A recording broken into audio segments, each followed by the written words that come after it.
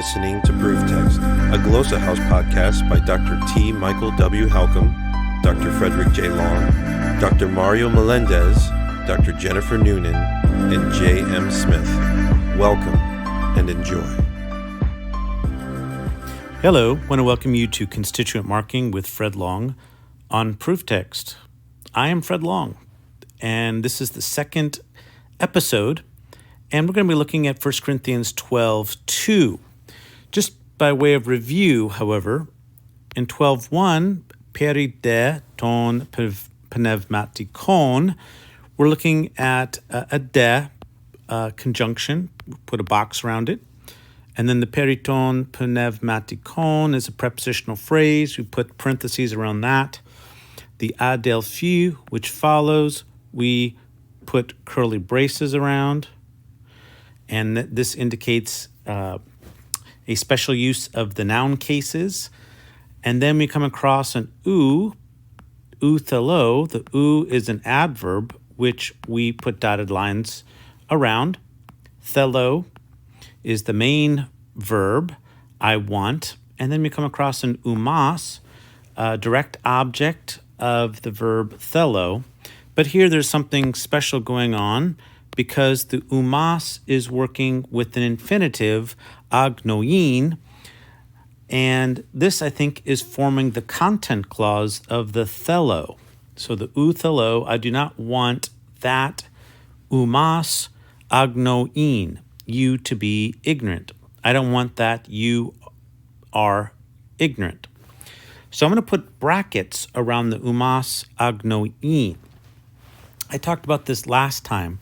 Now, this constituent marking, if you look down below, if you're watching, I have a little legend that explains how to do the marking. And this marking is for the purpose of navigating Greek sentences. It helps you kind of see and understand what's there. So you can refer to that down below. You can pause and look. Otherwise, I'll explain the marking as I read the Greek text. So we're picking up with verse 2. Now, what's notable with verse 2 is that there is no connector. And so this is called null. There's a syndeton connector. And so that's interesting. Usually that indicates a parallel statement or some close connection or no connection or a move from general to specific or some other evaluative comment or something that's not marked by a connector. So I'm always looking for connectors. And so that's one of the first things I do is looking for conjunctions or connectors. And so here in verse 2, I'm going to read it. Idete, oti, ote. There are two connectors right there, back to back. That's odd, actually. It does not happen that often. And then I see ethne, eta, pros, ta, idola, ta, aphona, os, an. There's another two particles or connectors. And then egesthe, apagomeni.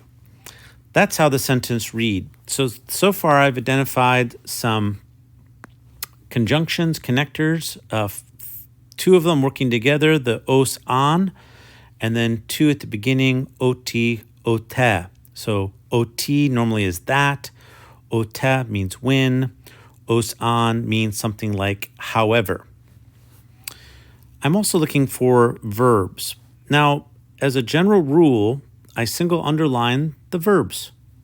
And so you can cut off endings. So you got idete, single underline, cut off the ending. You got eta, which is imperfect form of imi, second plural. I'm also seeing an egesthe, which is imperfect middle passive indicative, second plural. You were led. You were being led. And then I see a participle, apagomenu, which is present, middle passive, participle, masculine, nominative, plural. Now, typically, each clause, main and subordinate, will have a verb. And sometimes you have an implied verb, but that also begins to help me understand how many clauses I have here and subordinate clauses. So the main clause is idete, you know. Okay, that's followed by an OT, which is a subordinate clause. And so I put a bracket in front of OT, and I put a 1 there because it's going to be concluding somewhere. And actually, it's going to conclude at the end of this verse, at the end of the participle, apa gomenu. So there's a bracket there with a 1. So I go back to the OT, and right after the OT, I see an ote, when. This is a second subordinate clause, but now I'm looking for how long it goes. Where does it end? So at this point, I think it's also good to start translating the Greek text to help understand some of the sense units. So, and I often think that you can translate it fairly literally, and I'm actually surprised at how often beginning students don't do that, and it would help them, I think, get unstuck a little bit just to kind of think through it.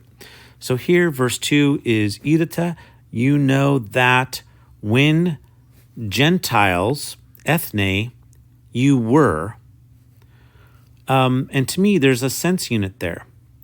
That is a second subordinate clause. So I close off with a bracket after eta. So ota, ethne, eta is its own subordinate clause. It's the second subordinate clause, and so it's got brackets with 2s on it. Then I come across a pros ta idola ta aphona. Whenever I see a preposition like pros, I start a parentheses, and then I'm looking for where it ends. And here I notice that ta idola is being modified in a second attributive position modifier, an adjective. It's being modified with ta aphona. So there's where I close my parentheses. And so that's our our prepositional phrase. But what is that prepositional phrase modifying? What is really the main verb of the OT clause? Because the ote clause is a subordinate clause, when you were Gentiles. So what is the main verb of the OT clause? You know that. What is it that he wants them to know that? Well, when you were nations blank, what? What comes after that? Well, we see this to mute idols or to voiceless idols, what? Well, here I'm drawn to the participle, apagomenu, at the end, being led astray. This sounds almost like a periphrastic participle, but it's missing the verb of being, unless it is implied from the eta of the ote clause. You were Gentiles once. So you know that you were being led astray when you were Gentiles to mute idols. And then you have the os an egesthe clause. This is the third subordinate clause. Os an, however you were being led. So however you were being led when you were Gentiles, you were being led astray to mute idols. All of this is the content of you know that.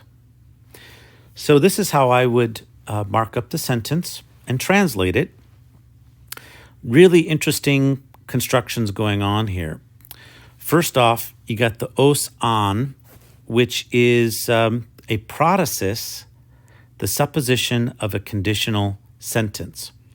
And this type of conditional sentence, if you look at my Koine Greek grammar, chapter 26, this is an example of a very rare type of condition, which I would call a past general truth condition, and a type that is stressing manner.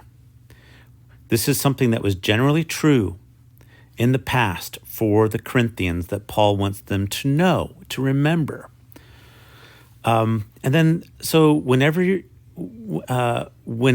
were led astray. to mute idols. And so this is what Paul wants them to know about themselves, to remember. The other interesting construction is the periphrastic construction at the end. So you were being led astray, and what were they being led astray to were these mute or voiceless idols. So this is all of what Paul wants them to know, that they have a pagan past, and that this pagan past led them to voiceless idols and being led astray. And so you have this abutment of these two verbs that are from the same root, ago. You were being led astray somehow, and led astray. You were being led and led astray. Agomenu. And so why does Paul stress this being led astray at the start of his discussion of the spiritual gifts of 1 Corinthians 12? We'll have to keep considering that. Well, this is a complex sentence here, 12:2, and we'll continue on. Hang in there. You'll pick up this constituent marking and see why it's helpful to break down the sentence using this method. I hope this helps, and I look forward to having you listen and watch next time. Interested in growing your ancient language skills but not sure where to start? Glossa House can help. From illustrated readers and short stories to lexicons and grammars, Glossa House offers a variety of resources for beginning, intermediate, and experienced ancient language learners. Head to glossahouse.com today. Glossa House, language resources for the global community.